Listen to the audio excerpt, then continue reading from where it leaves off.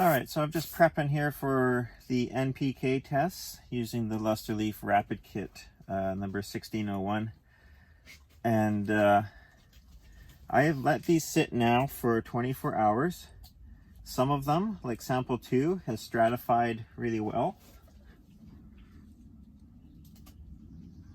Others, like sample 5, not so well.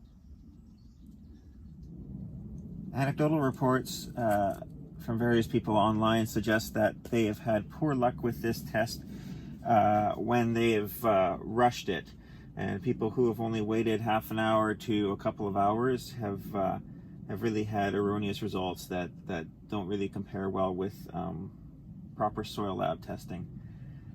Now that said, some people have found they've had really accurate results, and they typically seem to have allowed the solution to soak for a much longer period. So in the instructions it recommends anywhere from 30 minutes up to 24 hours, and I would suggest that anything in the 30 minutes to few hour mark would be something that's mostly a sandy type material, something that stratifies really quick. You know, here we have a lot of peat, and it obviously doesn't stratify quite as quick. I'm recording my values here, and I purposely have not yet filled in where each sample was taken from. I want this to be a little bit blind in the sense that I don't want to possibly accidentally influence anything where I'm hoping that certain soils are going to come out better. We've used distilled water for all of this testing,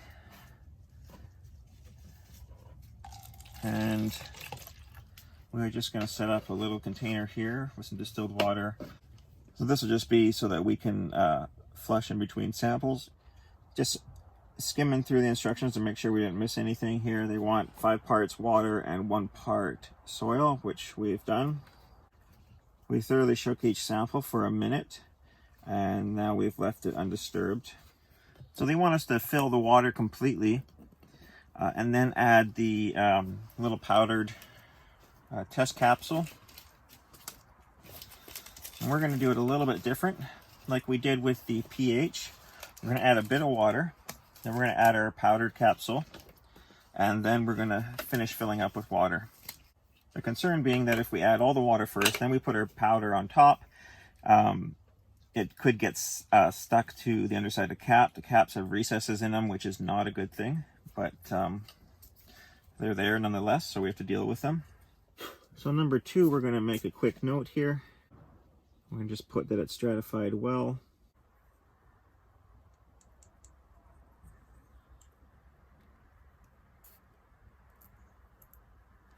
Purple is our nitrogen.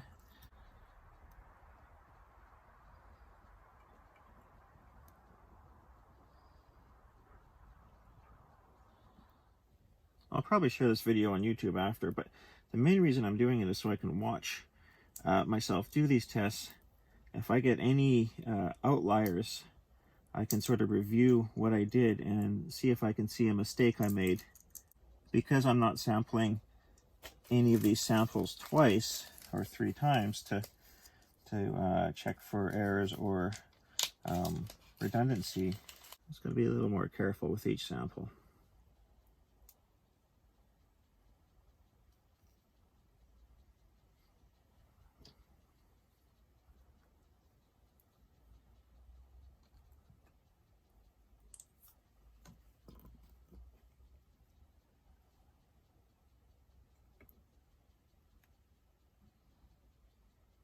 Now they want us to also fill the color chambers.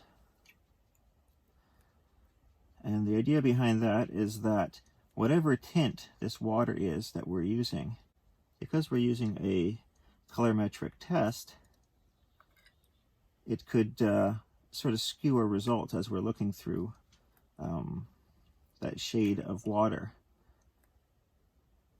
So by filling up this transparent section that also has a spot in it to hold this same water in our test, it's supposed to help neutralize any biases that we have that are coming out from the soil sampling colors. or I should say from the colors of the suspended soil particles.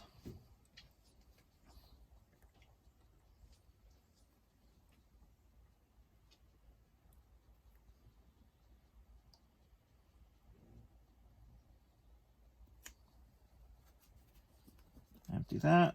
Okay, put in our distilled water. And they're calling for a minute of shaking.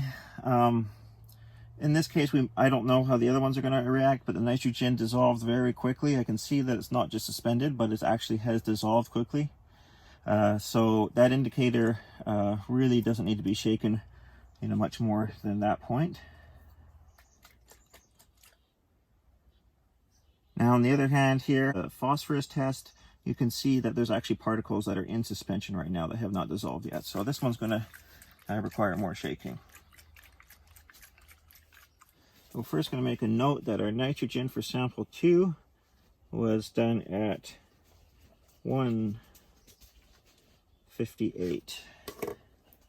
They want 10 minutes of development time. I don't know if that's critical or not, but we're going to assume it is. Okay, it is 2:08.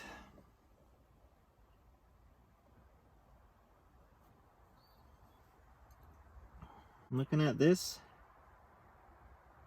we definitely do not have much nitrogen, if this is accurate.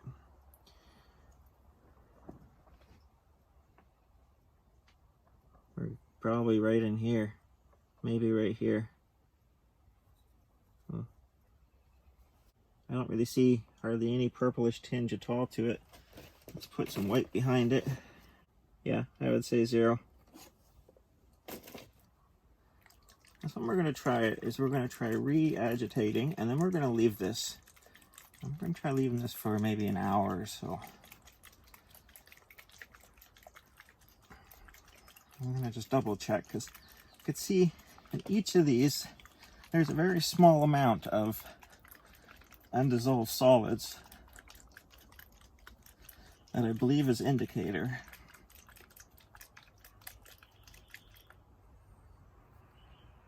That one we will wait for.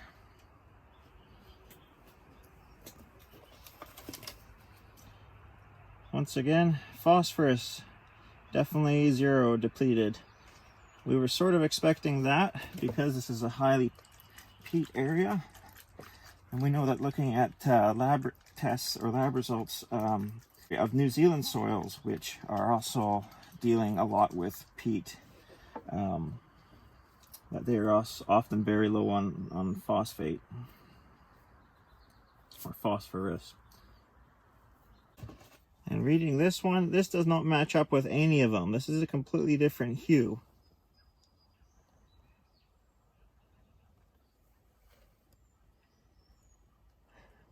So that is certainly frustrating. That is definitely an error in the system, if you will. So we're going to say it looks like it's maybe neutral ground. We're going to try to go on light to dark, on grayscale if we can. I suspect it's going to come up somewhere as K1 to K2.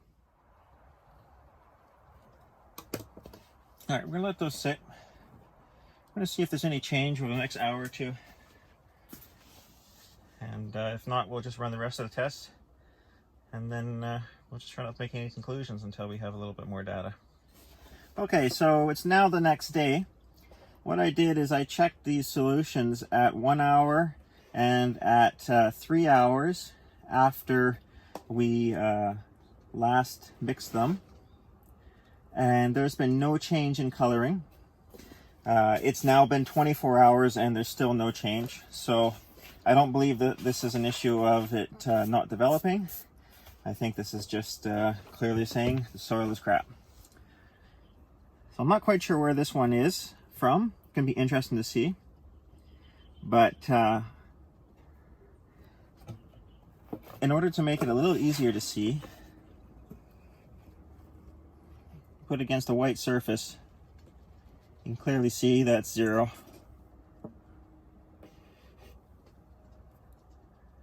That's 0.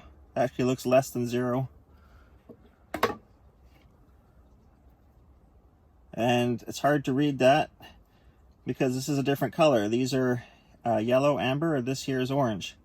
But if you set it so that there's something behind it, in this case some printing that I can read, then you compare the two, you'll see the darker the sample up here, the darker the color, the harder it is to read.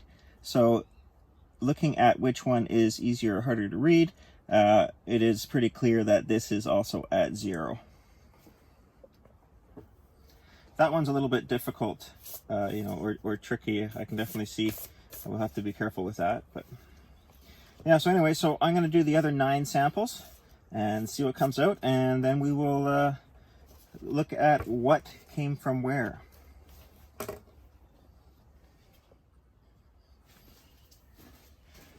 Okay, this is our next sample. I'm just grabbing them randomly out of the collection there. So this is number 10 and our nitrogen test, and this looks a lot better. It looks like it's adequate, N2. So I'm happy to see that. And as I see a variety in some of these tests, I think I may have a little more faith in them. So, but we'll see. I noticed that not all of the indicator comes out of some of the capsules. The potash indicator comes out real easy, but the phosphorus indicator kind of gets glued or stuck in there a bit. I'd say it's probably maybe only 5% of the total volume, but I hope that doesn't matter.